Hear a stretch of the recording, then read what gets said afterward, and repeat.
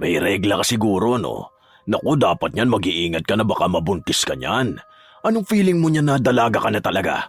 Pwede ka na niya makipag-anuhan. Ang swerte nung makakauna sa'yo niyan. Pwede naman ako na lang para maturuan kita para sa susunod, magaling ka na. Iba pa naman ang babae kapag magaling na. May mga naturuan na ako umalik. Noong nakaraan para lumala mo na ng labi yung naturuan ko eh. Bata pa yun ha. Mag-18 pa lang yun, halimaw na humalik. Siguro, ang lambot niyan labi mo. Medyo maliit nga lang. Ano ba yan? May iba na naman ako nararamdaman. Hindi lang balahibon tumatayo sa akin ngayon nakikita kita. Gusto mo pa makita kung ano yon? Pwede po ba? Huwag kayong bastos. Anong bastos dun? Pinupuri na nga kita eh. Alam mo ba na kapag sinabi sa'yo ng isang tao yung ganon, isa lang ang ibig sabihin nun. May kakaiba talaga sa'yo. Na sobrang espesyal mo na nun. Bastos na po kayo eh. Kung ano-ano na lang po ang laging lumalabas sa bibig ninyo. Bakit? Masama bang pag-usapan ng tungkol sa regla? Normal sa isang babae na pinag-uusapan yun, no? Bakit ang sensitive mo? Hindi ba tinuturo ng mami mo yung ganon? Darating ka rin naman sa edad na malalaman mo kung gaano kahalaga at kasarap yung sinasabi ko. Ayaw mo yun? Hindi ka na magiging inosente?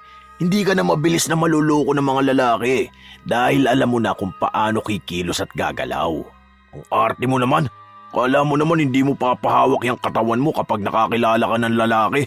Bakit? Hindi mo ba hinahawakan ang sarili mo sa mga oras na mag-isa ka lang?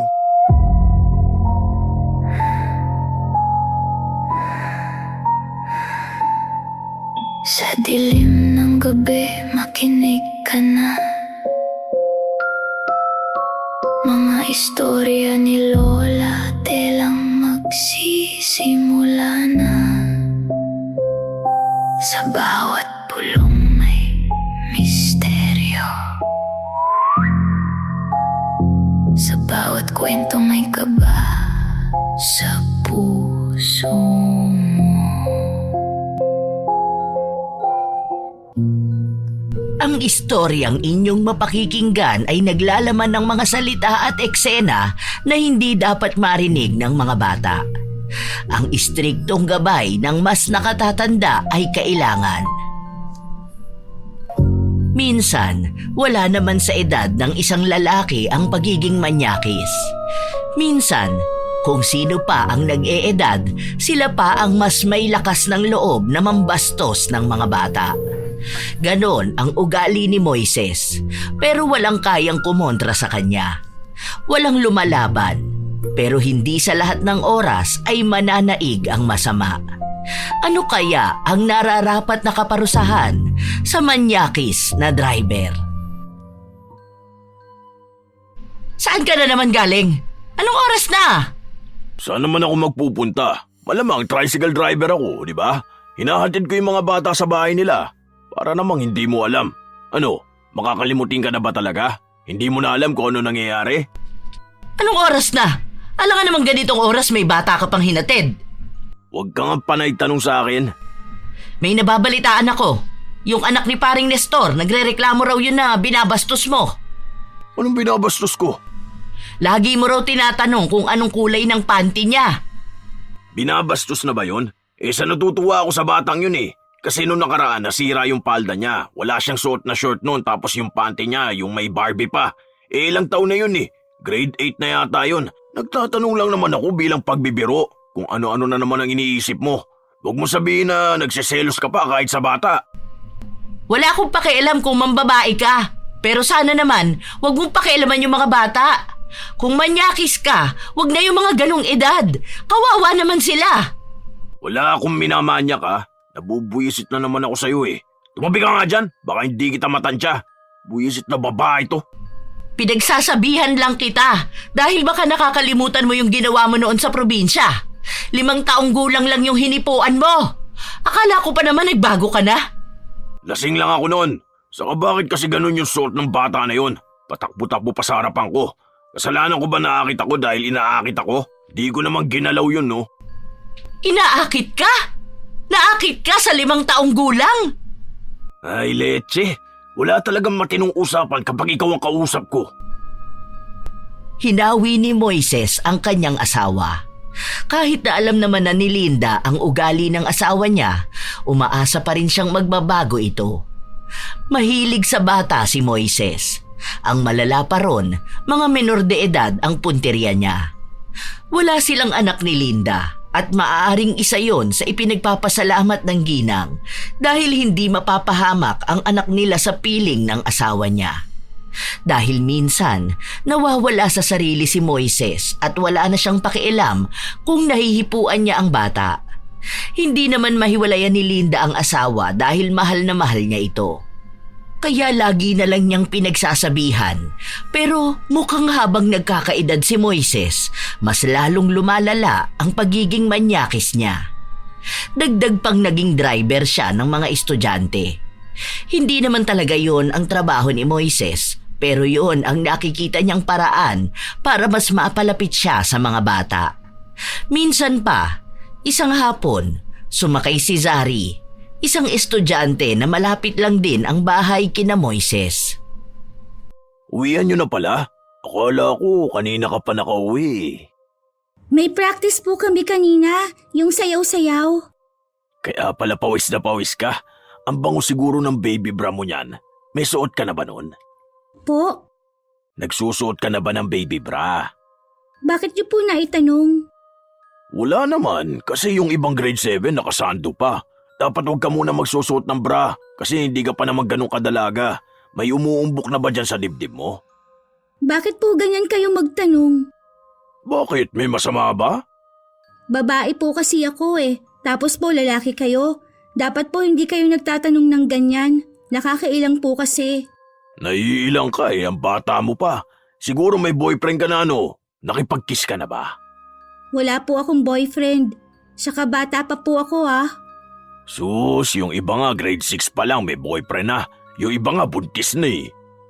Hindi naman po ako ganon. Tsaka wag po kayo magsasabi ng ganyan, bad po yan eh.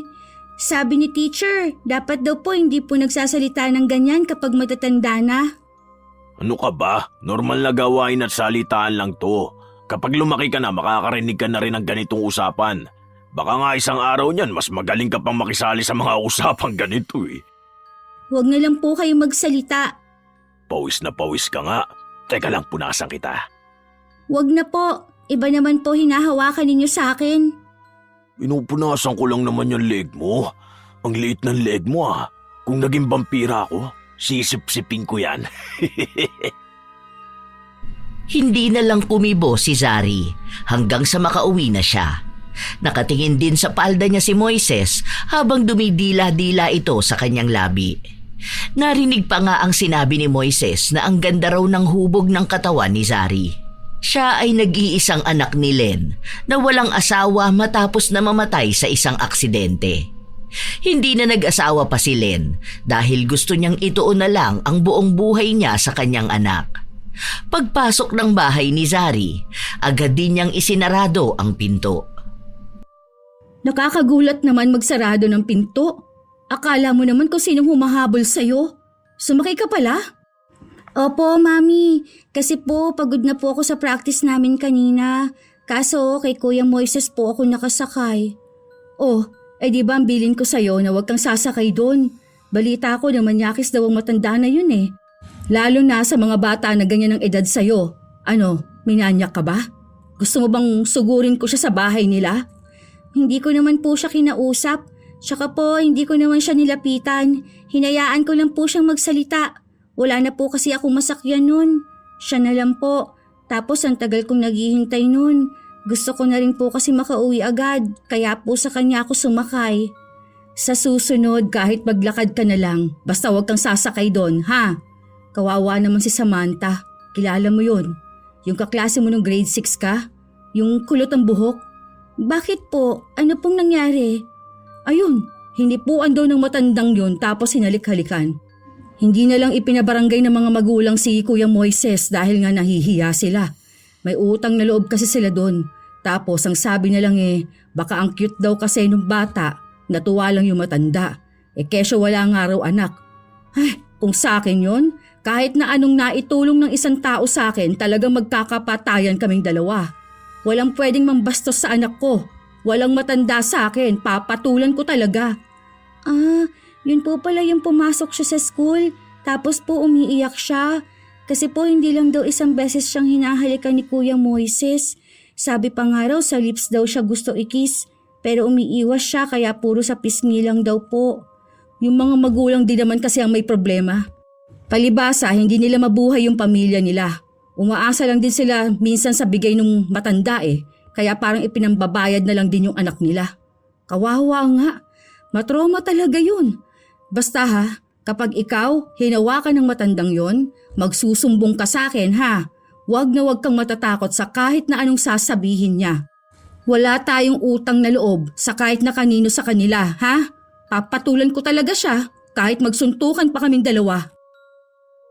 Laging pinaaalalahanan ni Len ang kanyang anak dahil alam niya kung gaano kaagresibo si Moises, lalo na sa mga bata. Gusto nun ang mga edad na nasa 10. Para bang yun ang nagpapataas ng pagnanasa niya. Ano mang ginagawa o suot ng isang bata, kahit na uniforme pa yon, pinagnanasaan pa rin ng manyakis na driver. Ilang araw pa ang lumipas, laging nagtatambay si Moises malapit sa silid-aralan ni Nazari. Tila ba inaabangan nila yon? Hindi naman madalas na sumasakay ang dalagita dahil nga mas gusto niyang nilalakad lang pauwi at papasok sa paaralan nila. Hindi naman ganun kalayo para makatipid na rin siya at makatulong na mabawasan ang gastos ng kanyang ina. Psst, Sari, tara, sakay ka na sa akin. Depende ko kung sasakyan mo ang tricycle ko. Biro lang. Tara na. Maglalakad lang po ako. Bakit naman maglalakad ka lang? Huwag na, sakay ka na. Ayoko po, tsaka kaya ko naman po maglakad. Mas gusto ko po kasi yung naglalakad ako. Sorry po. Libre ko na lang. Pakis na lang ako. Biro lang. Ang cute mo kasi. Parang ang sarap mong lamukusin. Kamukha mo yung mama mo. Sorry po, ayoko po talaga. Sayang naman, libre na nga eh. Uy, ang laki pala ng puwet mo no? Bata ka pa lang yan ha, ganyan na yung puwet mo. Paano pa kaya yan kapag lumaki ka na? Ganyan yung gusto ng mga lalaki. Tapos malaki pa ang balakang. Kasi bata ka pa eh. Malamang yan, malaki rin hinaharap mo niyan. Panalo na yan. Di ka na pakakawalan ng lalaki mo. Tama po ba na ganyan kayo magsalita sa bata? Hindi naman po maganda yung ganyan. Kahit na sabihin niyo pa pong biro lang. Hindi po ba kayo nag-iisip? Matanda na po kayo ah. Nagbibiro lang naman ako. Saka hindi mo pa naman alam kung ano ibig ko sabihin eh. O baka naman alam mo na. Bata mo pa para dun ha. Siguro nga may boyfriend ka na. Sino ba dyan? Huwag niyo na nga po akong kulitin. Baka isumbong ko po kayo sa mami ko. Di mo naman makuha yung biro ko. Yung ibang bata nga natatawa kapag sinasabihan ko ng ganito eh. Kasi po hindi naman po biro yung ganyan. Lalo na po bata ang kaharap mo. Hindi po naging tama na bigla na lang kayo magsasalita ng malalaswa. Tapos gagawin nyo tatawa kayo. Kahit na may ibang ibig sabihin po kayo doon. Maling-mali naman po talaga yon. Okay, sige na, kalma ka na. Pareho lang kayo ng mama mo na sobrang KJ. Hindi na pwedeng pagsabihan. Lagi seryoso sa buhay. Kung ayaw mong sumabay sa akin, edi wag mo. Iba na lang ililibre ko. Natutuwa lang naman ako sa mga bata dahil nga hindi ko naranasan magkaroon ng anak. Mukhang mali ang tinuturo sa'yo ng mami mo. Hindi na kumibo pa si Zari. Sa halip ay umuwi na lang siyang mag-isa.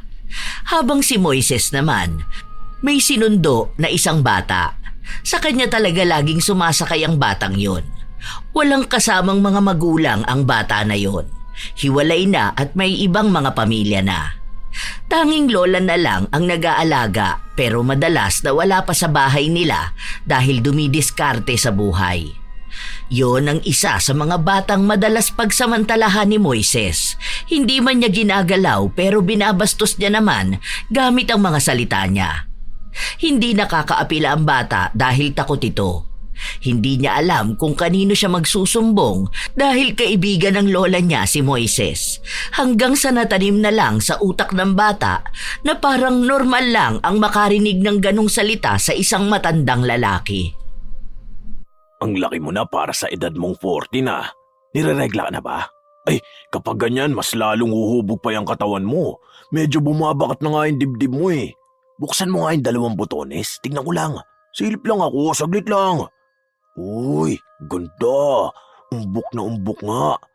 Ano, may buho ka na dyan sa baba mo? Manipis pa yan oh. Ganyan talaga yan. Wag mo muna ahitin kasi balahibong pusa pa lang yan ganyan. Ganyan yung magagandang tignan. Hindi kumikibo ang batang babae dahil hindi niya rin naman alam kung paano niya ipaglalaban ang kanyang sarili kung sakali man. Dahil minsan na siyang hinawakan ni Moises. Minsan na siyang hinalikan pero wala siyang ginagawa. Wala siyang mapagsumbungan dahil laging sinasabi ng matanda na normal lang yon, na ganun talaga ang mga may edad na. Natutuwa na sa mga bata. Para daw anak ang turing sa kanya. Alam man ng bata na mali yun, pero paano nga naman niya ilalaban ang sarili niya kung lola lang niya ang kakampi niya na kaibigan pa ng taong bumabasto sa kanya. May mga kabataang pumapalag kay Moises, meron ding hindi. Mga kabataan na takot sa kahihiyan at takot na mapagalitan ng mga magulang. Kilala kasi sa lugar nila si Moises. Sinasabi na matulungin daw siya. Maraming may utang na loob sa kanya kaya alam ng mga bata na walang maniniwala sa kanila. Kaya rin ni Moises na pagtakpan ang kalapastangan ng ginagawa niya.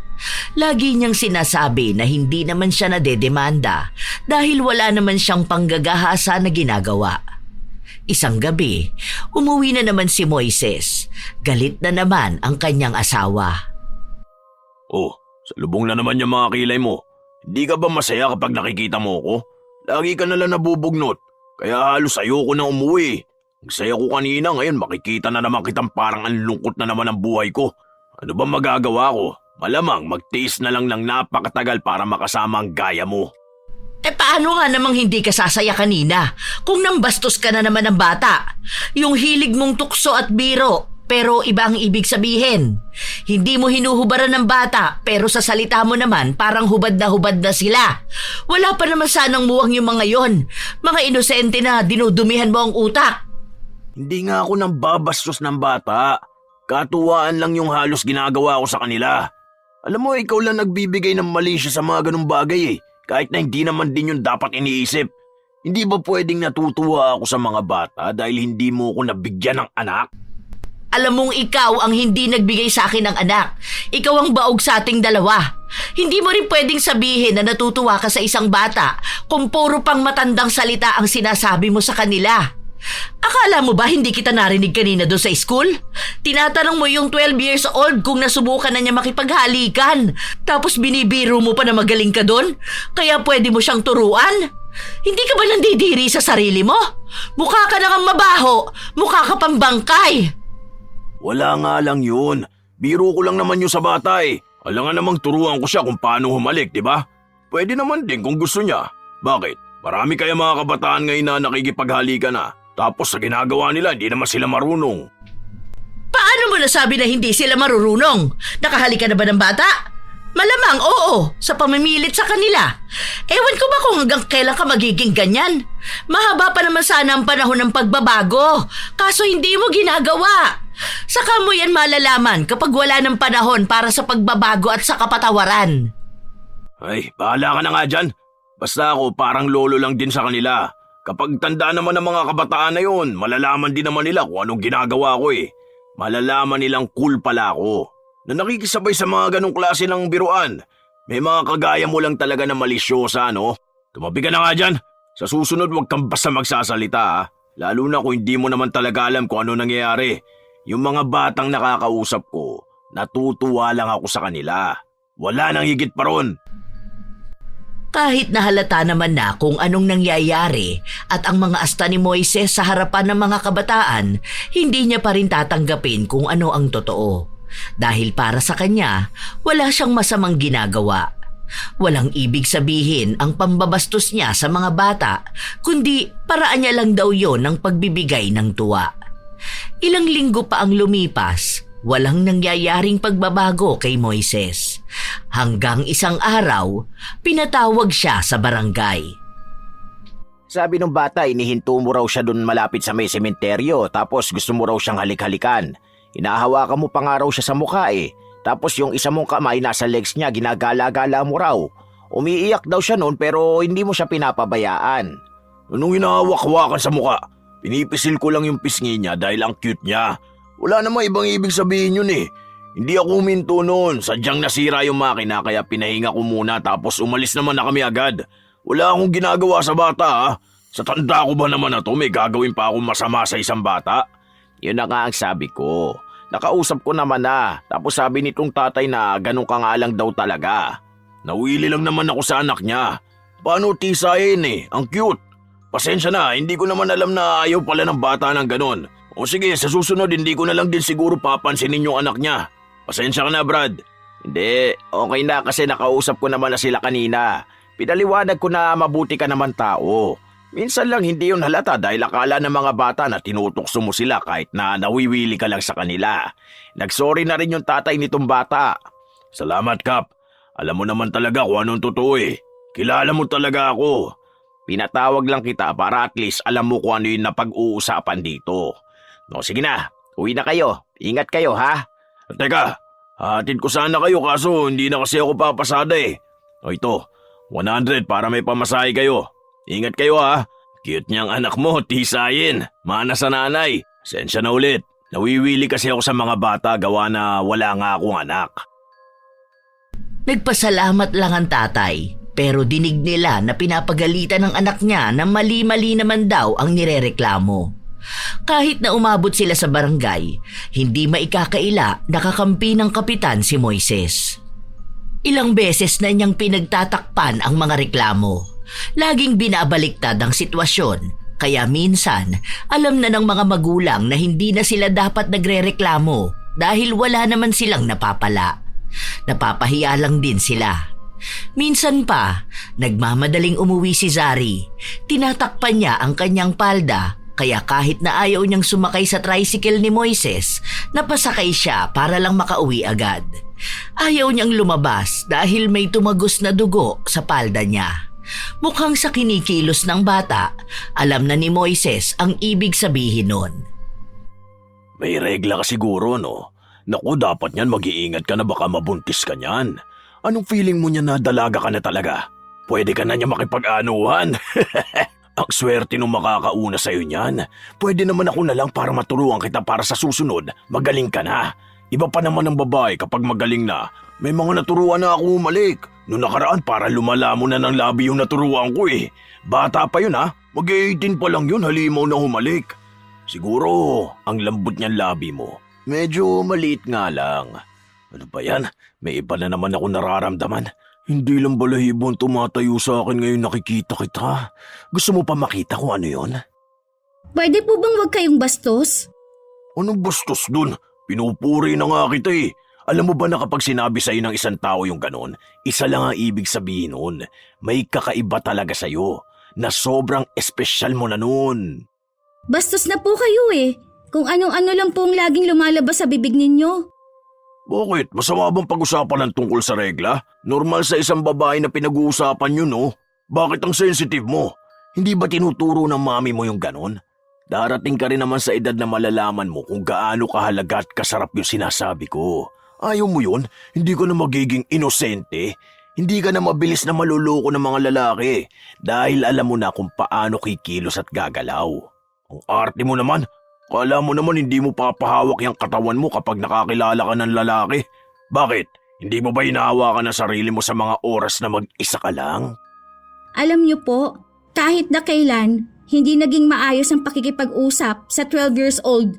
Nang ganyan, sana po alam niyo yon. Matanda na po kayo. Ito po ang bayad ko. Dito na lang ako. Maglalakad na lang ako papasok. Hindi na naghintay pa ang dalagita na magsalita si Moises dahil agad na rin siyang umalis. Tinakpan niya pa ng bag ang likuran ng kanyang palda. Yon ang unang beses na dinatnan si Zari kaya hindi niya pa alam ang gagawin. Mabuti na lang nasa bahay lang din ang kanyang ina.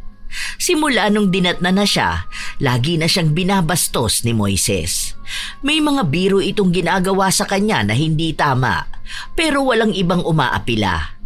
Hindi lang ito maisumbong ng dalagita sa kanyang ina dahil pansin niyang sobrang problemado ni Len. Muntik na kasi itong matanggal sa trabaho. Dagdag pa ang mga gastusin sa bahay nila na ang ina lang ang sumasagot. Ayaw na niyang maging dagdag pa sa isipin ng ina. Dahil baka mag-alala ito sa kanya, lalo na sa maaaring maranasan niya kapag kumilos na si Moises. Isang beses pa, walang pasok, kaya nakapambahay lang si Zari. Nakasuot siya ng shorts at t-shirt na terno. May mga nakatatak pang halatang pambata. Lumabas siya para bumili sa tindahan noong nakita niya si Moises na nakatambay lang. Sexy oh. Dalagan-dalaga ka na, Zari. Ganda ng katawan oh. Ang tambok talaga ng puwet mo. Ganyan yung mga gusto ko sa babae. Naalala ko pa nung kabataan ko. Lahat na nagiging syota ko, ganyan ang mga puwet. Kapag ganyan kasi yung puwet, masarap patuwarin tapos papaluin mo palagi. Asit mo yung ganyan ha. Yan ang hahabol-habulin sa'yo ng mga lalaki. Grabe, kitang-kita ko oh. Hindi alam ni Moises na naroon din ang ina ni Zari. Hindi niya kasi ito napansin dahil ang tuon niya ay nasa bata lang. Nakatingin siya sa parte ng katawan na hindi naman niya dapat tinititigan ng matagal. Muntika na siyang masampal ni Len. Mabuti na lang na iharang ng kasama niya ang braso nito. Ang bastos mo talagang matanda ka, no? Huwag mong sabihing nalilibugan ka sa bata. Hindi ka ba nag-iisip? Ano bang akala mo? Tinatayuan ka pa? Aba, bakit ka ba nagagalit sa akin? Masama ba na purihin ko yung anak mo? Buti nga, binabati ko pa na ganyan yung katawan ng anak mo eh. Matutuwa ba ako na ganyang kakabastos, ha? Bata, sisipulan mo? Sasabihan mo ng ganyan? Yang bunganga mo, ang tanda mo na hindi mo pa makontrol. Napakalibog mo. Napakamanyak mo. Aba, huwag mo akong pagsasalita ng ganyan ha. Kapal ng mukha mo. Kung ayaw mo mapuna ang katawan ng anak mo, huwag mong palabasin at pasutin ng ganyan. Kung ayaw mo makita yan ng mga lalaki, huwag mong palabasin ang bahay. Ikulong mo lang dyan. Alam mo, hindi anak kong may problema. Alam mo kung ano? Yang utak mong manyakis ka. Ang bata pa niya, no? Yung hubog ng katawan niyan, yung klase ng suot niya, makikita na bata pa talaga siya. Yung utak mong may problema, hindi yung bata. Saka hindi lang naman anak kong ginanyan mo, di ba? Yung anak pa ng iba. Kung sila pinapalampas nila yung ganyan, ako hindi. Hindi ako papayag na may babastos sa anak ko. Magkakamatayan tayong dalawa. Pero wala kang karapatan na magsalita ng kabastusan sa anak ko. Ako talagang makakalaban mo. Ang tapang mo ah. Di ko na tuloy alam kung matatawa pa ba ako sa'yo o ano ba. Talaga? Anong akala mo? Maduduwag ako sa mga gaya mo? Sinong gusto mong pagpantasyan? Ikaw ba? Sa lagay na yan, laspag ka na eh. Nakakawalang gana kung pagpapantasyan pa ang ganyang pagmumuka. Iba talagang utak ng mga manyakis, ano? Walang matinong naiisip. Puro na lang kabastusan. Walang utak. Walang ipinagkaiba sa mga adik sa droga. Mga luto na ang utak sa kasalanan. Hindi pa tapos si Len sa galit na nararamdaman niya kay Moises, kaya nagpunta pa ito sa bahay nila para lang kausapin ang asawa nito. Alam naman niyang kahit na masungit si Linda, hindi nito hahayaan na may mababastos na ibang babae. Kung pwede lang sanang kausapin niyo po ang asawa ninyo. Siguro naman po kahit na wala kayong anak, alam niyo naman po ang pakiramdam ng isang ina na nakikitang binabastos ang bata niyang anak ng isang lalaki na may isip na sana. Hindi lang ikaw ang unang taong nagsabi niyan, pero sige, mamaya kakausapin ko ang asawa ko. Bakit po ba ganun ang asawa ninyo? Mukha siyang matino, pero kapag narinig mong magsalita parang nasa talampakan ng utak. Hindi ko rin alam. Sige na, mamaya ako na ang kakausap sa lalaking yun. Ilang magulang na nagsabi sa akin eh. Ilang beses ko na rin siyang inaway pero iisa lang yung nagiging resulta. Walang pagbabago.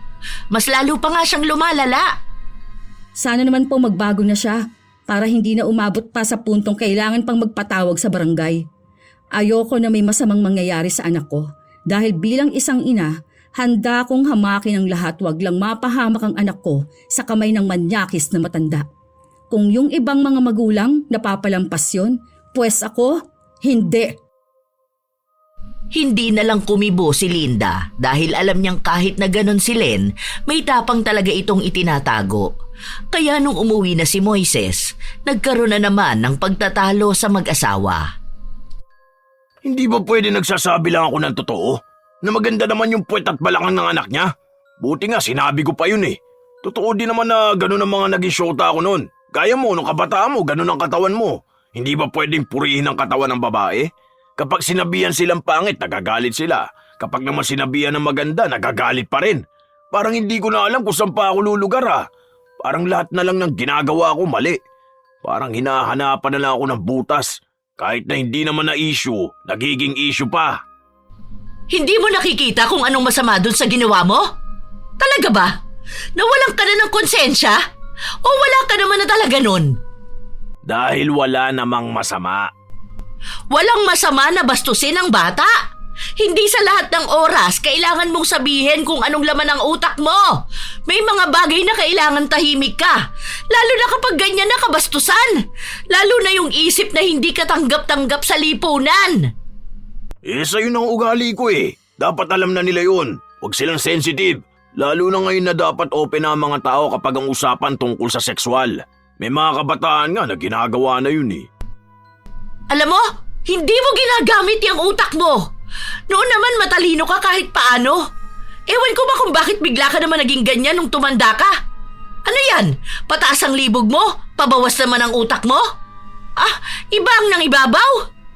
Kaya nagsasawa na ako sa'yo Kapag may ganyan, imbis na kampihan mo ko dahil ako yung asawa mo, ang nangyayari yung ibang tao pang pinapaniga mo. Kung hindi lang tayo kasal, baka sa ibang babae na ako sumama. Gusto ko yung babae na mas bata, yung mas masarap. Hindi gaya mo, walang-wala ka sa ibang babae. Wala kang kayang ipagmalaki na kahit na ano sa akin, ha? Hoy, matanda ka na. Wala ka na kang pera.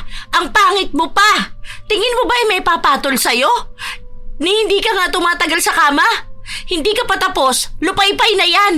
Ang lakas mo maging manyakis. Akala mo naman papalag ka ng ilang rounds. Kahit nung bata-bata ka pa, hindi ka naman nakakatagal sa kama. Mahina ka, baka akala mo. Wala kang karapatan na maging manyakis na parang akala mo magiging sugapa ka sa babae kung hindi mo naman kaya yung isa lang. Tarantado ka! Oh, nakita mo na? Natamaan kasi ang pagkalalaki mo dahil alam mong totoo yun. Saka ka maglibog at magmanyak sa ganyang edad pag kaya mo na ang isang babae. Buti nga tiniis pa kita dahil mahal kita Pero kung tutuusin, wala kang kwenta sa kama. Manyakis ka lang magsalita pero hindi ka naman makaubra. Hindi ka tatahimik? Huwag mo talaga akong hintay na magalit sa'yo. Hindi mo talaga magugustuhan magagawa ko sa'yo, ha? Tumigil ka na kasi sa ginagawa mo. Awa mo na lang yun sa mga bata. Huwag mong ipaglaban na wala kang masamang ginagawa dahil alam mo na yan na meron. Pag nanasaan mo yung menor de edad, kahihiyan na yan sa ganyang edad mo. Pwede ka pang makasuhan sa mga ginagawa mo Mabuti na lang walang naglalakas ng loob. Pero alam mo, feeling ko meron na yan sa oras na galawin mo yung anak ni Len. Ramdam ko na siya ang magiging malakas mong kalaban. Kahit si kamatayan pa kaharap nyo, hindi ka aatrasan nun. Wala akong pakialam sa kanya dahil alam kong wala akong masamang ginagawa. Kung pinupuri ko ang katawan ng anak niya, hindi ko na yung kasalanan. May mata ako lalaki ako. Kung anong nakikita ko sa katawan ng isang babae, yun ang sasabihin ko. Yun ang gugustuhin ko. Pero mali na yan dahil ang babata ng mga nagiging biktima mo. Sana makakita ka na ng katapat mo. Dahil sa pagkakataon na to, hindi na kita ipagtatanggol pa sa kahit na sino. Harapin mo kung ano ang kasalanang ginawa mo. Harapin mo kung ano man ang nararapat na maipataw sa manyakis na gaya mo. Hindi ko kailangan ng tulong mo. Kung inaakala mo may kwenta ka sa akin, wala. Dahil matanda ka na. Sawa na ako sa katawan mo. Di naman ako titingin sa mga mas bata kung maayos yung katawan mo Mas lalo naman ang iyo. Batang-bata ka pa lang nun Wala na akong mahihita sa'yo. Napagtitiisan lang kaysa wala. Hindi ka na bata, oy. Isip bata ka lang. Kung titingnan mo ang sarili mo sa salamin, nakakasuka ka. Yun ang totoo. Yun ang dapat mong tanggapin. Nagtuloy-tuloy ang awayan ng mag-asawa pero hindi pa rin naman magawa ni Linda na hiwalayan si Moises. Katulad na rin ng hindi maiwasan ni Moises na maging bastos pa rin sa mga kabataan. Talagang mga menor de edad lang ang pinupuntirya niya. Wala siyang pakialam kahit na hindi komportable ang mga kabataan sa mga salitang sinasabi niya. Basta gusto niyang sabihin, yun ang ginagawa niya. Basta kabastusan, doon siya nagiging magaling. Ilang araw pa ang lumipas Lagi ring pinapaalalahanan ni Len ang kanyang anak na hanggat maaari ay umiwas na siya sa manyakis na driver. Sinasabi niya rin sa anak na kung ano man ang mangyari, sasabihin sa kanya kapag may ginawang kabastusan si Moises. Huwag daw matatakot si Zari dahil may karapatan silang isumbong ang anumang gagawin ni Moises. Isang gabi, habang kumakain ng mag-ina, bigla na lang nilang napag-usapan ang isang kaklase ni Zari. Hindi na nga po siya pumapasok sa school, ma. Ayaw na po niya. Pinatigil na rin po siya ng papa niya dahil nagsisinungaling daw po siya. Bakit ba may mga ganong magulang? Bakit hindi sila naniniwala sa sinasabi ng anak nila? Dapat kung alam na nga nila na ganon kamanyak yung lalaki na yun, paniniwalaan at ilalaban nila yung mga anak nila. Kaya natatakot yung mga kabataang magsalita lalo na kung mismong magulang nila ang hindi naniniwala sa kanila. Basta ako, kahit na anong mangyari, papanigan ko ang anak ko. Kahit saan pa kami magpang-abot.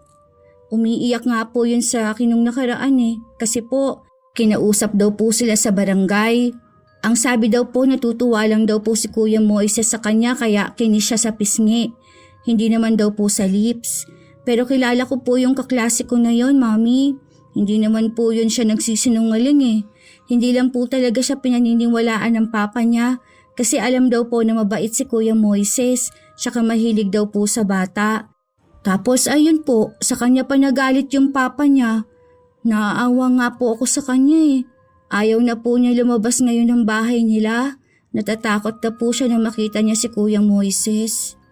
Alam na pala ng mga magulang niya yung pinagdaanan nila Hindi pa tinulungan yung anak nila. Tsaka bakit sa barangay lang? Ipapulis nila yun Isa pa po yun. Sabi nung isa kong kaklase, iba pa po yun. Ano daw po, sabi sa kanila ni Kapitan na wag na raw po sila magpunta sa polis. Kasi po wala naman daw silang pera pang kaso. Tapos po ang sabi pa sa kanila, sila lang daw po ang magpapahiya kasi kapag nasa korte na raw po yun, tatakutin daw po ng judge yung kaklase ko. Sisigawan daw po doon ng abogado, baka po matroma lang daw po. Kaya ayun po, hindi na lang nila itinuloy.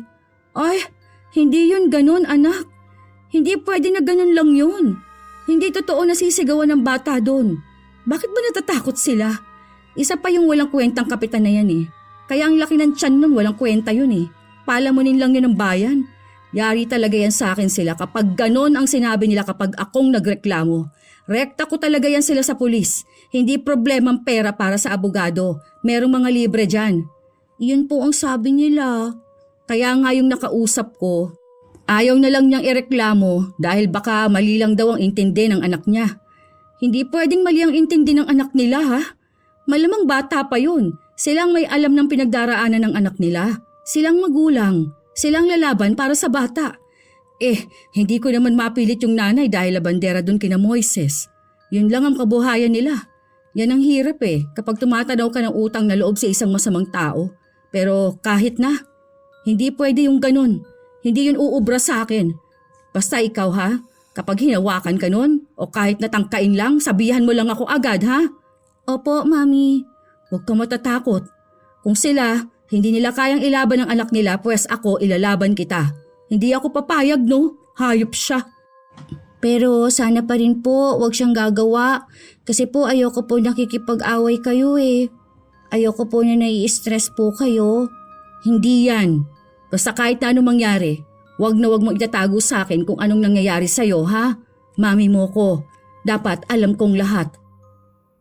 Sa mga lumipas na araw, naging tahimik si Moises. Hindi niya kinukulit si Zari dahil may iba siyang punteriya. Hanggang sa isang beses, sobrang sakit ng tiyan ng dalagita. Kailangan niyang umuwi at si Moises lang ang nakapilang tricycle. Naghintay pa nga ng ilang minuto si Zari pero wala siyang nakitang masasakyan niya. Kaya kahit na ayaw niya ay sumakay siya kay Moises. Hirap na ang dalagita sa kanyang tiyan pero sa ibang daan siya inikot ni Moises. Hindi po dito yung daan. Okay lang yan. Shortcut nga rito para makauwi ka kagad. Ang sakit na kamo ng tiyan mo Wala naman pong daan dito. Tsaka sobrang layo po nito. Ibaba niyo na lang po ako. Hahanap na lang po ako ng ibang sasakyan o kaya maglalakad na lang po ako. Huwag na, dami mo namang arteng bata ka. Kala mo naman talaga hindi siya curious sa mga ganitong bagay. Tuturuan ka na nga para di ka na maging inosente. Bakit po huminto po kayo? Saan po kayo pupunta? Ano pong ginagawa ninyo sa harapan ko? Huwag niyo po akong hahawakan. Ano pong ginagawa ninyo? Lumayo po kayo sa akin. Maawa naman po kayo. Ang bango naman ng bunganga mo. Ang sarap siguro niyan. Patry ako isang beses lang. Pasok ko lang dila ko tapos sipsipin mo. Doon po kayo. Lumayo po kayo sa akin. Paraanin niyo po ako. Nasasaktan po ako. Ilayo niyo po mukha niya sa akin. Saglit lang naman, napaka-arte mo naman, para kiss lang eh. Hindi ka naman mamamatay kapag hinalikan kita. Wala akong virus. Mabilis lang to. Kung ayaw mo, baka magtagal tayo rito. Baka matay ka lang dito. Ano na, dali na. Napipiko na ako sa yung bata ka, ha? Pinipilit ni Moises ang dalagita, pero kahit nakakaunti na lang ang lakas ni Zari, hindi siya pumapayag na lumapit sa kanya ang mukha ng matanda na halata sa mga matang hayok na hayok sa 12 anyos na bata. Mabuti na lang may dumaang dalawang babae. Nakita na may kakaiba sa tricycle kaya pinuntahan nila. Humingi ng tulong si Zari, kaya dinala nila ito sa barangay. Ayaw pa nga sumama ni Moises pero wala na siyang nagawa noong may ibang tao pang pumilit sa kanya. At kilala rin naman siya. Tinawagan na lang ang ina ni Zari na kahit na may trabaho ay hindi nagdalawang isip na umalis para lang mapuntahan ang anak sa barangay. Galit na nagpunta roon si Len. Hayop ka! Anong ginawa mo sa anak ko?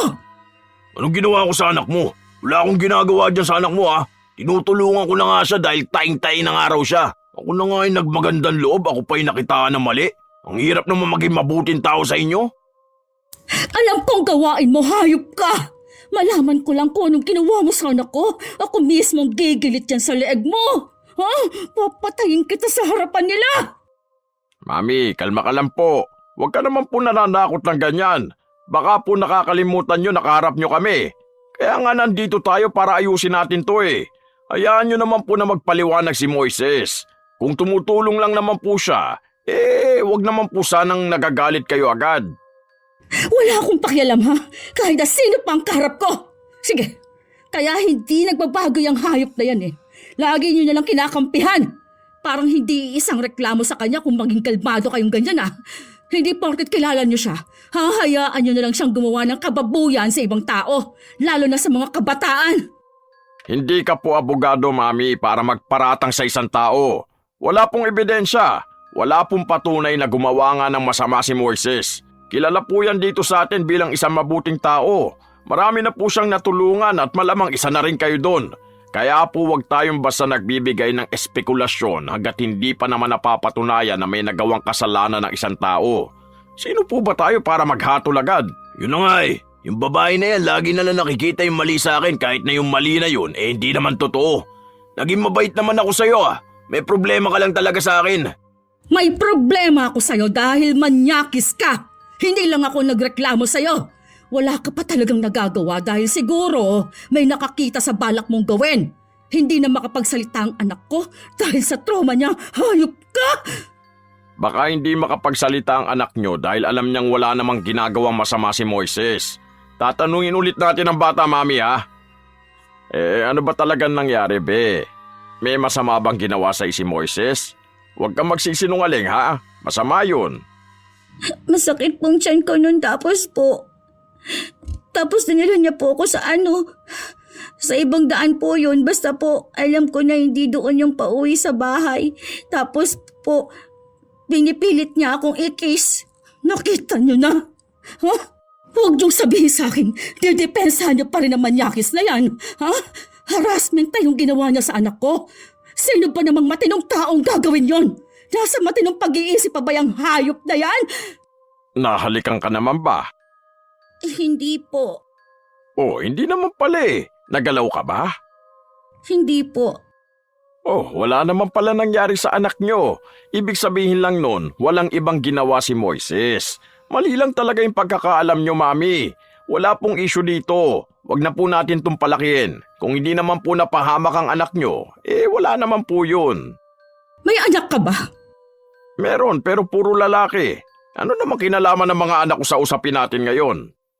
Kaya hindi mo alam kung anong takot ang meron sa mga magulang na may babaeng anak dahil hindi mo naranasan na magkaroon ng anak na babae.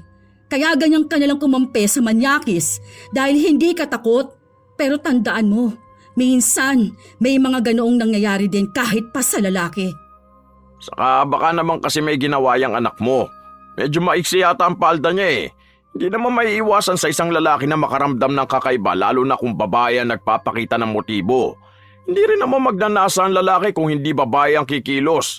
Pwedeng hindi nga sa paraan ng paglapit-lapit pero nasa paraan naman ng pang-aakit. Mukha rin namang mapang-akit yung anak mo.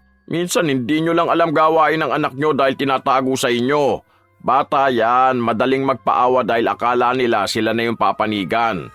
Kaya ikaw bata ka, kung may ginawa kang mali at pinatulang ka, huwag kang iiyak-iyak.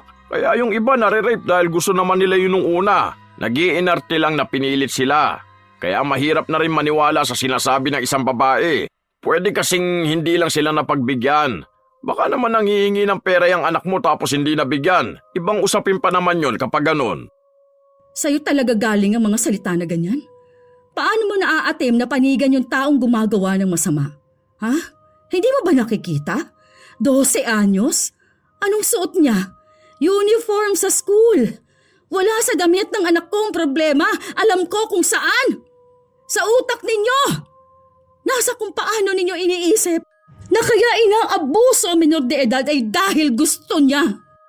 O bakit parang nagagalit ka na rin sa akin? Paanong hindi ako magagalit sa mga katwiran ninyo? Halatang baluktot. Tama naman din kasi yung sinabi niya. Ewan ko ba kung bakit hindi mo matanggap. Nasa babae ang problema. Bakit may mga babae naman na hindi nababastos? Dahil gumagawa sila ng paraan na hindi sila babastusin. Kayong mga lalaki ang nalibugan, tapos mga babae ang sisisihin ninyo? Ha? Nasaan ang utak doon? Nasaan na yung tamang paggamit ng utak, ha? Mga bobo kasi kayo! Hindi man lahat ng lalaki, pero kayong mga ganyang mga tuwiran at sinisisi pa sa biktima kung bakit sila naaabuso. Mga walang hiya kayo. Wala nga kayong dapat puwang sa mundo. Nagkakaroon pa ng posisyon sa barangay, papanig din naman sa mali. Ay, wag naman po tayong ganyan. Masama po yung ganyan, Mami. Huwag kang basta nagsasalita. Mag-ingat ka sa lalabas niya sa bibig mo. Mas masama kayo. Kung kayo nga hindi nag-iingat sa mga salita nyo, basta gusto ninyong sabihin sinasabi nyo talaga. Maling-mali yon. Sabi sa'yo matapang yan eh. Kahit na mali, lalaban yan. Alam mo naman ang mga babae, akala nila lahat ng sinasabi nila tama. Nagulat nga ako kung paano ako kausapin eh. Hindi man lang ako nirespeto.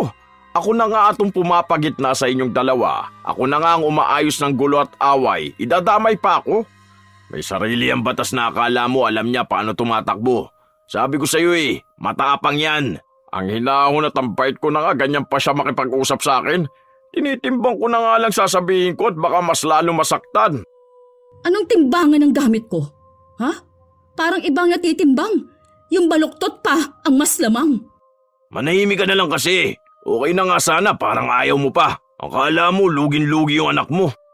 Kaya ka hindi binigyan ng Diyos ng anak dahil alam niyang ganyang klase ka ng lalaki. Baka kapag nagkataon nga pati sarili mong anak bastusin mo. Ay, wag naman sana ganyan. Ang insensitive naman ng sinasabi nyo. Akala nyo ba madali sa isang lalaki ang walang anak? Sana iniisip nyo rin po kung anong sinasabi nyo. Parehas lang talaga kayong dalawa. Napipigo na ako habang tumatagal. Ano ba talagang gusto mo mangyari ha? Ano balak mo? Pati personal kong buhay pinangihimasukan mo pa. Pati problema namin parang gusto mo pang pakialaman. Iaakyat ko tong kaso na to. Hindi ako papayag na gaganituhin lang ang anak ko. Wala na tong usap-usap dahil alam kong walang maayos na usapan kapag kayo ang kaharap ko. May pera ho ba kayo para sa abogado? Mahal ang magagastos nyo sa ganyan. Lalo na kung usapin ang pagpapakulong sa isang tao. Puwera pa ron yung kahihiyan kapag napatunayan na mali yung bintang nyo. Oo, meron. Kaya kong kumuha ng mas mahal na abogado. Kahit pa maubos ang lahat ng pera ko. Kung katumbas naman nun ay yung nararapat na parusa sa taong yan. Nakulong lang talaga siya. Tsaka, anong akala mo sa mga libreng abogado na bigay ng gobyerno, ha? Akala mo ba hindi magagaling ang mga yon? Gusto niyo bang mapahiya pa ang anak niyo? Babae ang anak niyo, hindi ba? Kapag inakyat niyo tong kaso, may mga investigasyon pa yan. Baka mamaya mapahiya yan. Hindi yan maiiwasan na pag-usapan. Kayo rin. Saka kapag nasa korte na yan, kawawa ang anak niyo kasi ipipressure yan doon ng abogado. Baka mamaya maiyak yan. Baka doon pa siya matroma. Huwag mong pangunahan kung anong mangyayari sa korte. Kung yung iba natatakot ninyo, pues ibahin ninyo ako. Ilalaban ko to. Ilalaban kong karapatan ng anak ko. Mas may alam pa ata ako sa batas kesa sa'yo eh. Naturing ang kapitan ka, parang wala kang isip. Parang ang bastos mo na niyan makipag-usap ah. Bakit ba galit na galit ka? Hindi mo ba naiintindihan ko anong pinag-uusapan? Hindi nagpo-proseso na maayos yung utak mo eh. Mas bastos ka! Wala akong mapapala sa pag-uusap na to. Pero sinasabi ko sa inyo, mananagot ang dapat na managot. Matibay ang paninindigan ni Len. Kahit na sino pang makalaban niya, gagawin niya ang lahat para lang panagutin ang sino mang dapat na managot. Doon lang nakakita ng ganoon katapang na babae si Moises. Hindi katulad ng ibang magulang si Len. Kaya aaminin ni Moises, medyo kinakabahan siya sa kayang gawin ni Len. Alam niyang kapag napatunayan na mali siya, madali na lang maungkat ang lahat. Kaya iniisip niya na hanggat kaya niyang pigilan, gagawin niya ang lahat. Minsan pa, kinausap niya si Len, pero galit na galit talaga ito sa kanya. Hindi ka ba nakakaintindi? Ang sinabi ko, ayaw kitang makausap. Matalino ka naman sana, di ba? Ako na nga to nagpapakumbaba para makausap ka eh. Bakit ba ayaw mong pakinggan ang paliwanag ko? Anong paliwanag? Bakit? Natatakot ka ba na pwede kang makulong, ha? Dahil alam mo sa sarili mo kung anong mali na nagawa mo.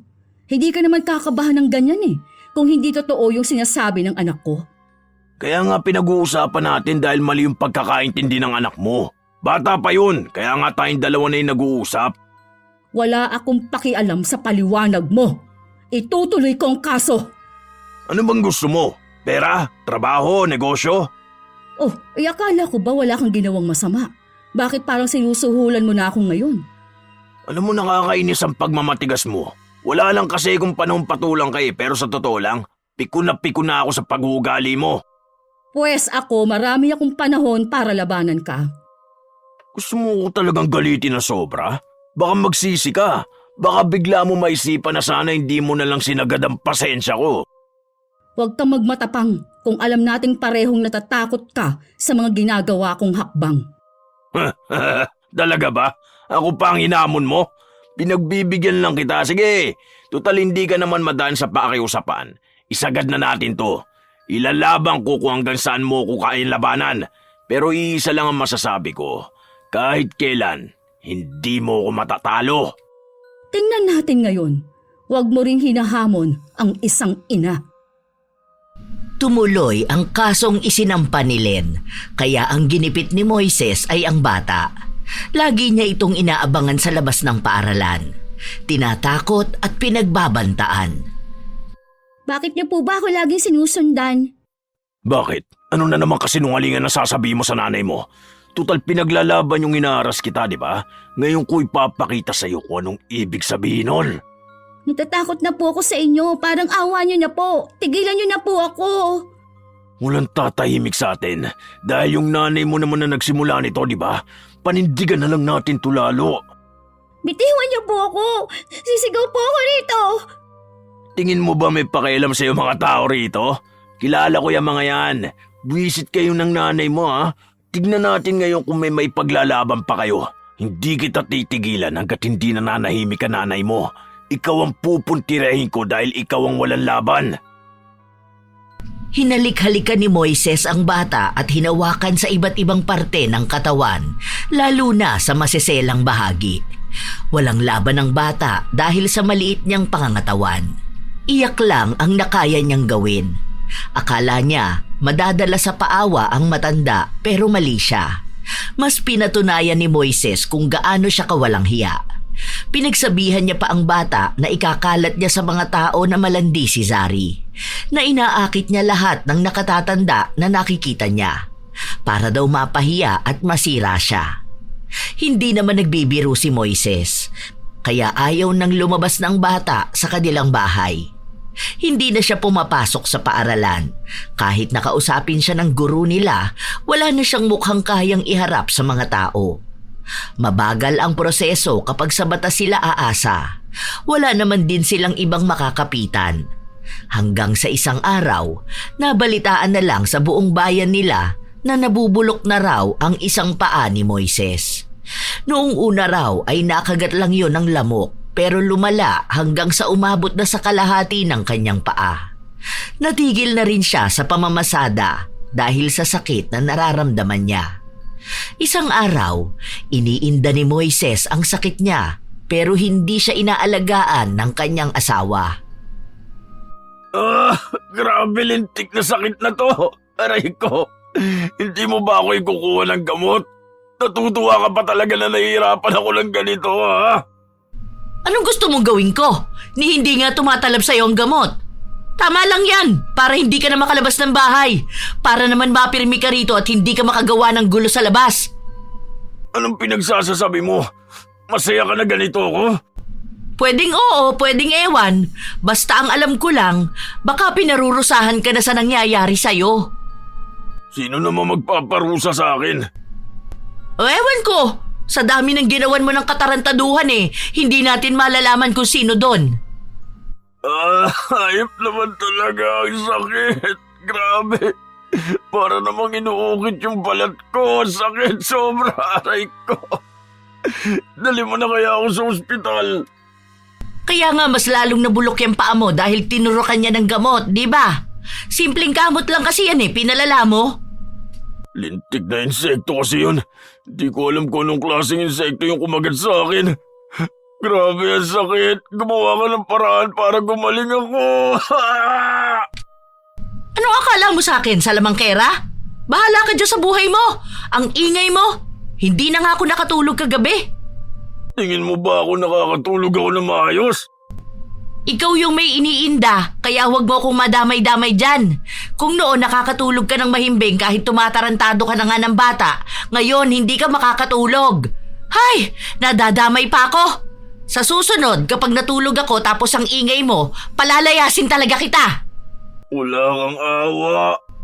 Parang siya may awa. O siya, aalis ako. Bahala ka na dyan sa buhay mo. Tutal, gusto mo naman na pinababayaan kita sa desisyon mo. Iiwan mo ko sa ganitong kalagayan ko? Anong paki ko sa kalagayan mo? Wala kang kwentang asawa. Kung paano ka rin walang kwentang asawa. Talagang ipinamumukha ni Linda sa asawa ang dapat na parusa lang sa kanya. Nung mga oras na umalis si Linda, nakasalubong niya pa si Len. Tila ba nakikibalita ito sa kung anuman ang nangyayari kay Moises. Bakit hindi ka na lang sa akin magtanong? Mas hamak namang alam ko kung anong kaparusahan ng nangyayari sa hayop kong asawa. Asawa mo pa rin yun.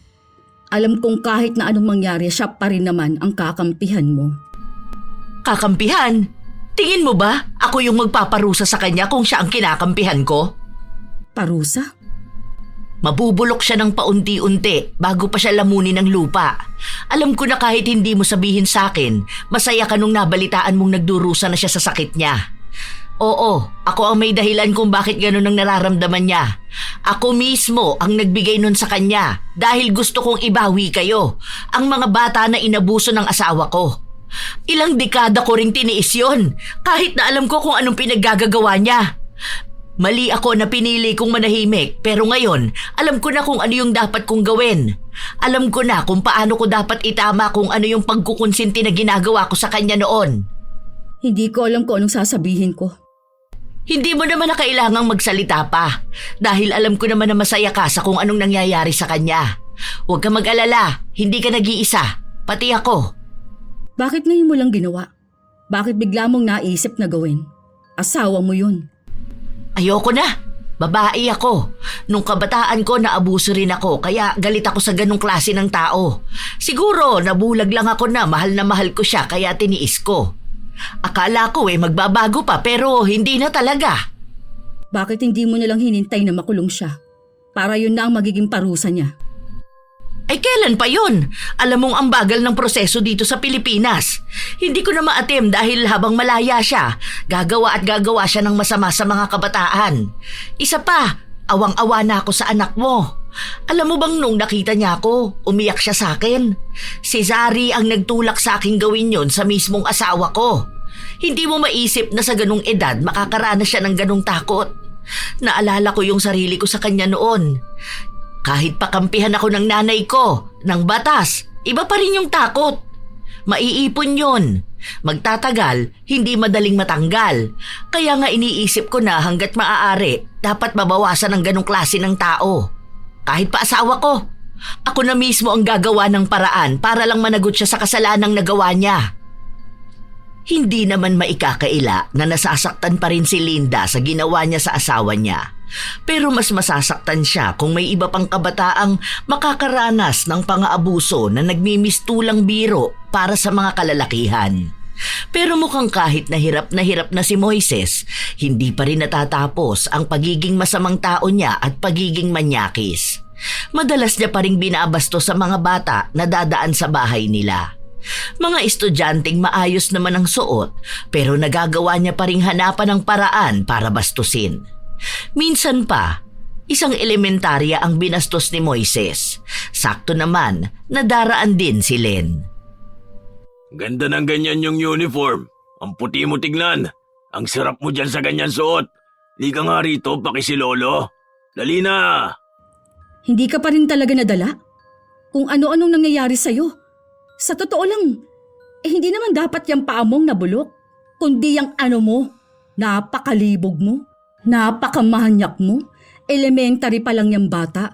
Grade 3 lang ata yan, oh. Ano bang utak meron ka? Ano ba, naiingit ka ba sa mga bata? Sabihin mo lang para ikaw ang pagnasaan ko. Saka hindi yung pagnanasa. Ang may kasalanan lang yan yung mga tao may mali siyang utak. Mga gaya mong tao. Kahit bobo, hindi paniniwalaan yung katwiran mo. Sobrang kawawa yung mga bata sa ganyang utak mo. Ano ba naman yan? Buwisit ka kasi. Nanakit na naman tong binti ko. Aray ko po, inuukit talaga yung lamang ko. Nasaan na ba yung si Linda? Aray ko, gamot ko, aray. Ang saya pala makitang nahihirapan ka. Mabuti na lang at dumaan ako rito. Kaya lagi kitang sinisilip kasi gusto kong makita kung paano ka magdusa. Sana araw-araw. Sana minuminuto kitang nakikitang nahihirapan.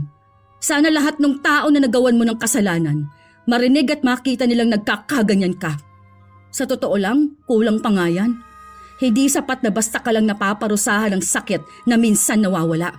Dapat yung walang katapusan. Walang katahimikang sakit habang buhay.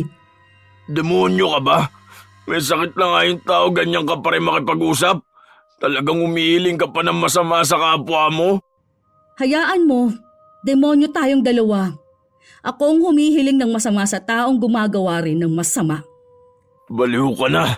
Sa oras talaga na gumaling ako, yari na naman sa akin yung anak mo. Ang sarap pa naman ng batang yun. Ang lambot ng labi, ang tamis. Sinipsip ko talaga yun eh. Hayop ka talaga!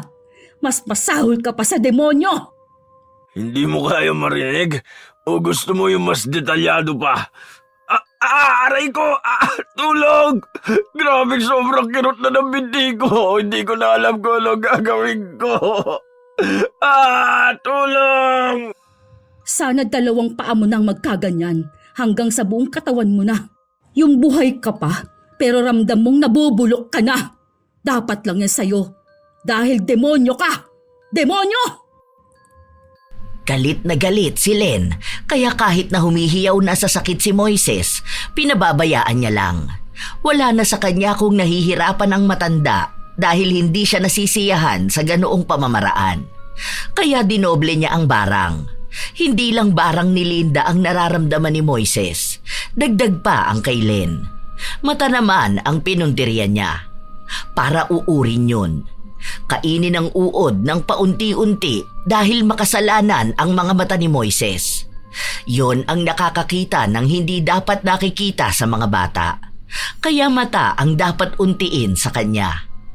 Nangyari naman yon, kaya damang-dama ang lalong paghihirap ni Moises. Ang mata ko, aray ko. Tulungan mo naman ako, Linda. Grabe ang sakit. Ano to? May lumalabas na uod sa mata ko. Anong gusto mong gawin ko? Lagi ka na lang walang ginagawa. Wala ka mong pakialam sa akin, ha? Asawa mo ko. Dapat alam mo kung paano ko aalagaan. Wala kang kwenta. Ang sakit! Grabe, aray ko. Sa kasalanan mo naman talaga kung bakit ganyan ka. Isa pa, kung hindi mo naman ginagamit yung mata mo para mambastos ng bata, malamang hindi yan ang unang uuurin sa'yo. Pwede ba? Huwag mo akong bigyan ng pasakit, lalo na kung kasalanan mo rin naman kung bakit ka nagkakaganyan. Kung naging mabuting asawa ka lang sana sa akin, hindi naman ako magkakaganon. Ikaw ang asawa. Dapat na ibibigay mo sa akin ang lahat para hindi ako naghahanap sa mas bata. Huwag mo nga ibaling sa akin ng sisi. Bakit bata ang pinupunteriya mo kung naghahanap ka ng pagkukulang na hindi ko maibigay sa'yo? O sige, ngayon, maghiwalay na tayong dalawa. Nakikita mo naman na wala akong kwentang tao, di ba? Na wala akong kwentang asawa. Ngayon pa talaga kung kailan walang-wala na ako at ganito na nangyayari sa akin.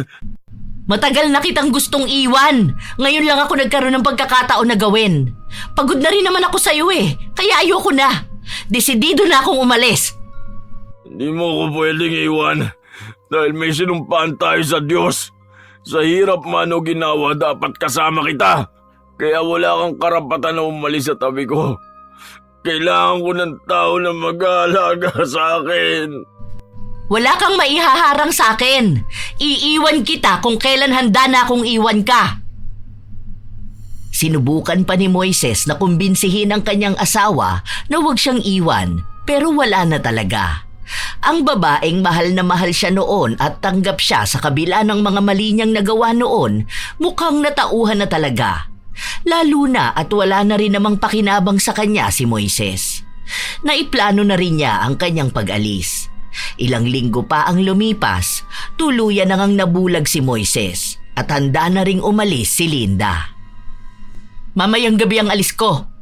Gawan mo na lang ng paraan kung paano mo bubuhayin ang sarili mo. Hindi na ba talaga magbabago ang isip mo? Hindi na. Wala nang ibang dahilan para magbago pa. Gaya kung paanong hindi ka na rin magbabago pa. Sige na, patawarin mo na ako. Hindi na ako uulit. Huwag mo lang ako iwan. Sige na, kailangan kita. Nasasabi mo lang yan dahil wala ka ng choice. Hindi ka humihingi ng tawad dahil lang sa nagsisisi ka. Kaya huwag kang umasa na paniniwalaan pa kita. Ay nako, pasensya ka na.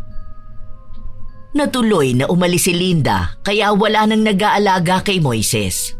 Bulag na siya, may sakit pa. Walang tao na handang tumulong sa kanya. Madalas pa nga na umiiyak siya dahil sa sakit na kanyang nararamdaman. Minsan pa, nakarinig siya ng mga yapak sa bahay nila. Ang akala niya, bumalik na si Linda sa piling niya. Linda, ikaw ba yan? Hindi na babalik ang asawa mo. Len, anong ginagawa mo sa bahay ko? Inutusan lang ako ng asawa mong sabihin sa iyong kukunin na ng kapatid niya itong bahay. Ano? Bakit? Hindi pwede. Sa amin itong mag-asawa, anong kukunin? Saan naman ako titira? Aba, ewan ko. Yun lang ang sinabi sa akin. Pasabi lang yun sa'yo dahil nga para hindi ka rumabigla. Malay ko ba kung paano yun nangyari? Saan na ako titira? Aba, malay ko. Wala naman akong pakialam sa problema mo. Hindi ako papayag. Ano? Hirap bang singilin sa mga kasalanang nagawa mo? Wala akong... sakit na mata ko. Ang laking uod naman yung lumalabas sa mata mo. Ano ba yan? Nakakadiri naman. Naubos naman na ata niya ng utak mo. Ay, ganito pala kasaya makita ang makasalanang tao na nagdurusa. Hindi pa ba sabat na makita mo to para lang tigilan ako? Bakit? Ano bang ginawa ko sa'yo? Wala akong kasalanan dyan sa nangyayari sa'yo. Ikaw lang ang may kagagawan niyan.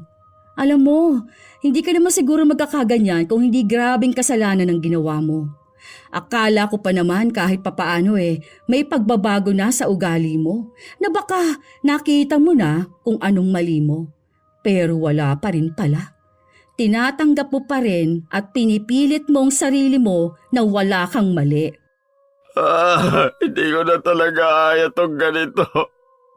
Ang hirap. Pwede bang mamatay na lang ako?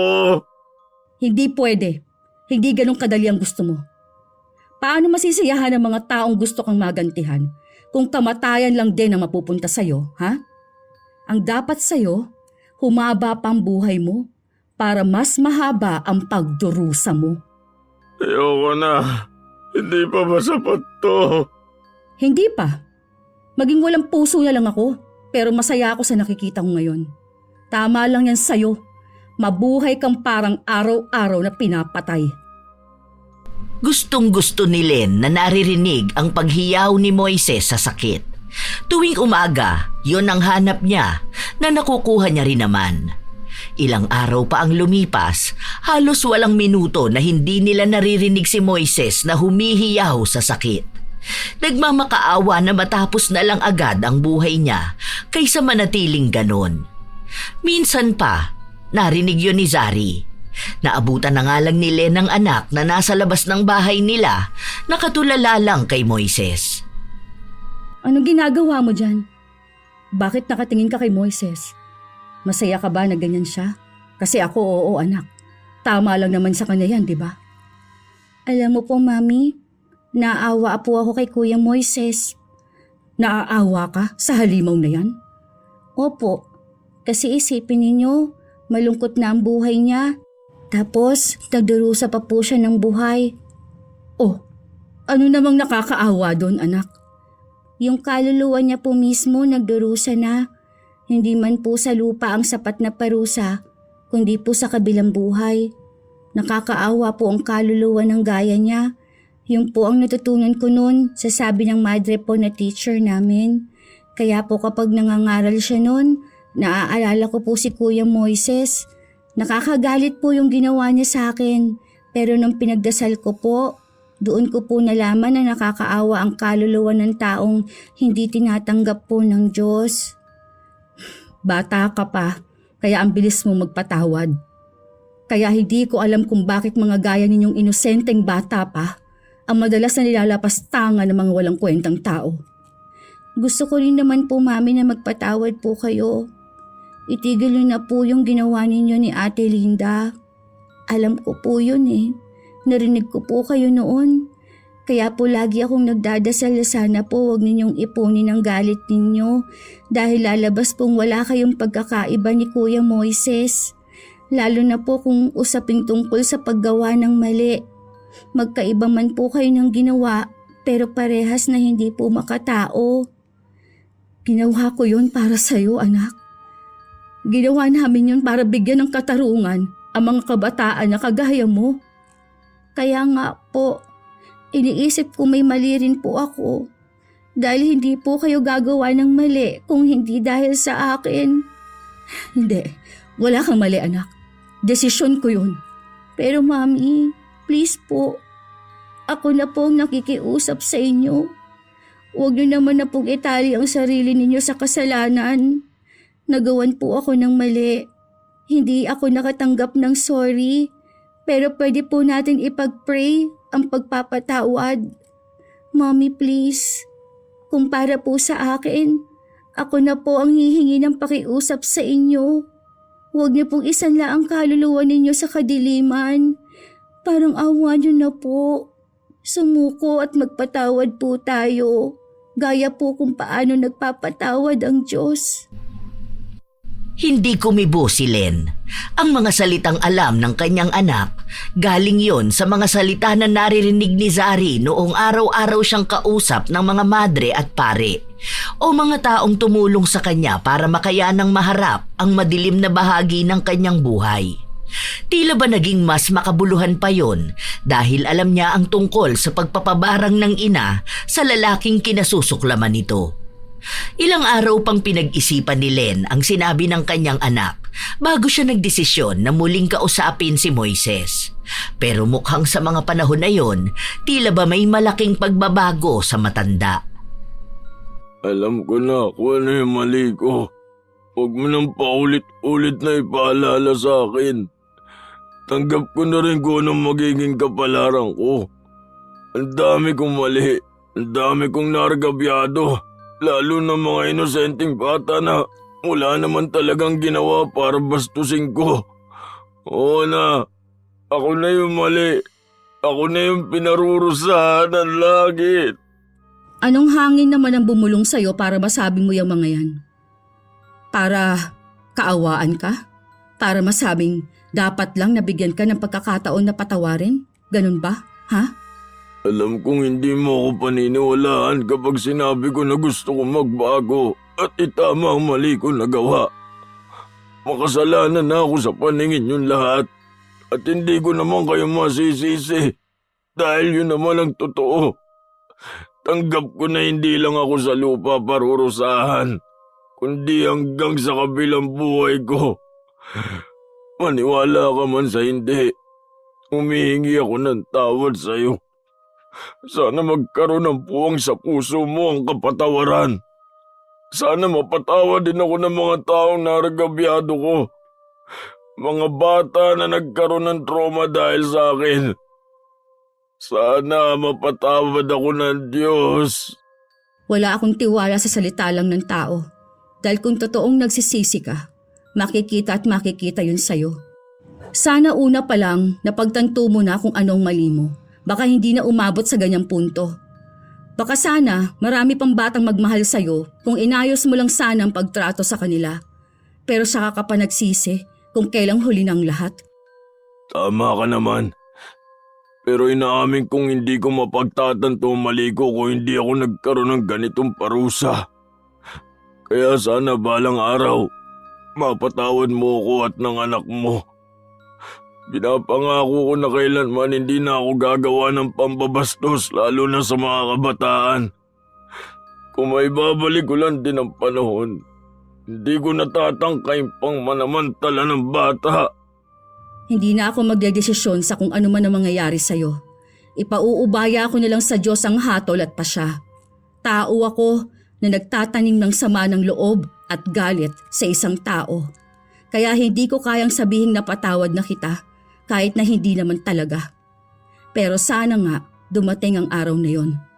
Hindi lang anak ko may sugat na dala mo. Dahil may dobleng sakit na yon sa isang ina na gaya ko.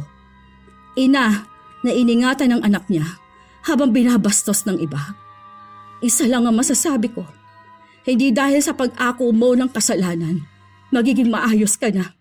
Yang parusa na yan, bit-bit mo na yan habang buhay. Katulad nga ng sinabi ko, tanggap ko na. Niyakap ko na ang atol sa akin. Kapatawaran lang ang hangad ko, hindi ang paggaling. At umaasa akong bago ang uli kong hininga. Mapapatawad niyo rin akong lahat. Yun na ang huling beses na nakausap ni Len ang matanda. Matapos kasi nun, umalis si Moises kahit pa man hindi na siya nakakakita. Hirap pa siyang makalakad. Ilang buwan matapos nun, nabalitaan nilang nabaliw na si Moises. Nakakaranas din daw siya ng pananamantala mula sa ibang taong halang din ang bituka. Bumalik sa kanya ang pagkakataong wala siyang naging laban, gaya ng walang laban ang mga kabataan sa kanya. Sadyang bumaliktad ang lahat pabalik sa kanya.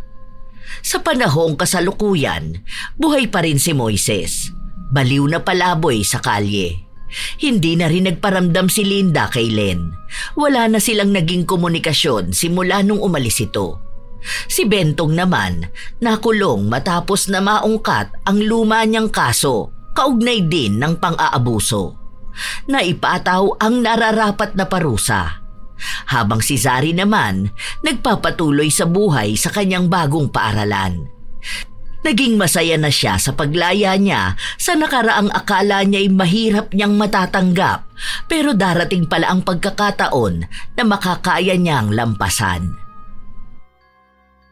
Sadyang may mga tao na walang kinatandaan. Inaakala na kung ano ang gusto nila, yun din ang dapat intindihin at pagbigyan ng iba. Mas masahol pa kung ang edad na dapat sana'y sumisimbolo ng karunungan at respeto ay nagiging panangga pa para sa maling asal. May mga matatandang imbis na maging huwaran, sila pa ang nagiging dahilan ng takot at trauma, lalo na kapag inaabuso nila ang kanilang posisyon bilang nakatatanda. Gaya ng isang driver na imbis na maghatid ng ligtas ay nagiging banta sa mga inosenteng minor de edad. Hindi kailanman katanggap-tanggap ang ganitong pag-uugali. Wala sa edad ang karapatan ng isang tao na igalang ang sarili at ang kapwa. Ang pagiging matanda ay hindi lisensya para mang-abuso, kundi responsibilidad para magpakita ng tama. Ang sino mang gumagawa ng kabastusan, lalo na sa mga bata, ay dapat managot sa batas at sa konsensya. Tandaan na wala sa edad ang parusang matatanggap dahil kung anong sakit ang naidulot mo sa iba, maaari itong bumalik sa iyo ng higit sa 2 beses.